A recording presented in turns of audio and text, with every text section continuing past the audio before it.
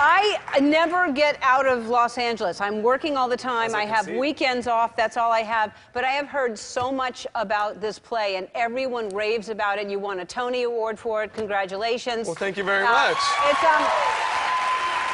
So, explain to everyone what Dear Evan Hansen is. Sure. So Dear Evan Hansen is a musical that's still running on Broadway that we started developing like 3.5 years ago. That's by the music is by Pascal Paul, who wrote the music in La La Land, and they have the movie Greatest Showman coming out.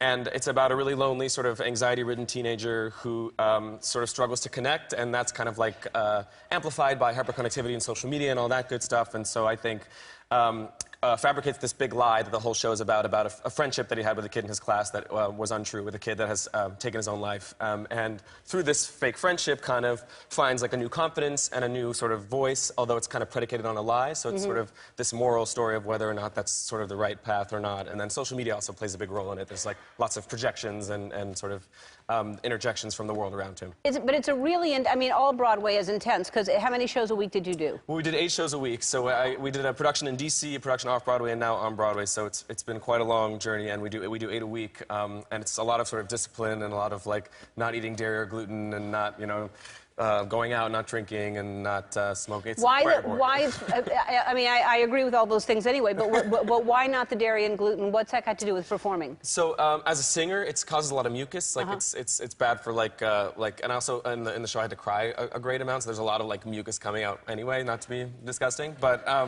so it's a great sorry, I missed it. So I heard that you didn't like talk, you didn't do anything on your downtime. I did. I mean, especially when I was feeling a little bit shaky in the voice, because it is a really vocally demanding part, and I wanted to really give it my all every night. But that gave me sort of a great opportunity to kind of meditate on the experience and like have a chance to sort of take everything in, because it was sort of, I've been doing theater since I was like 6 or 7 years old, and so to be in an original Broadway musical that wins the Tony and create a character from scratch and have all this wonderful stuff happen has sort of like been my dream since I was a little kid. So it gave me an opportunity to like have time to process all that. I'm glad you did, and you're 24, right? Yes, indeed. So to 24. achieve all this, you know, by the time you're 24... I'm just going to go to bed now. Yeah, you should rest. You need to rest for a little while. That's a lot. I mean, that's a lot to take on. So Beyoncé came to see you, which I know that was... I mean, everyone went, from what I understand, like, everyone went to see you except for me. I think I'm the only person who didn't. Much. And I'm sorry. That's all right, I can see you've got stuff going on. Got a few things. But did you know she was in the audience before you went out? I had some warning, which was good, because I don't think I would have really been able to handle myself if not. Beyoncé is my sort of like #1 of all people. Like I can't really be around her without like fully just going crazy. And so I had 2 days notice. I like planned a haircut, planned an extra voice lesson, really wore my favorite outfit, and then as soon as I walked out on stage, I saw like sort of just the silhouette of her hair on the aisle, and it was just everything I'd ever dreamed. And she took the time to come back and see us and was kind enough to talk about the show, and it was everything I dreamed. It was unbelievable. Well, and then you just got assigned to a record deal. I did. I'm going to make an album at Atlantic Records. And will you have her on your record? There is nothing that I would love more than that. The thought of that really makes me sweat. I would be the most honored. Even if she wanted to just like say a single word, like at the start of a track, or just like appear like sort of on the cover of the album, just anything she wanted to do. You make her hair seem so long.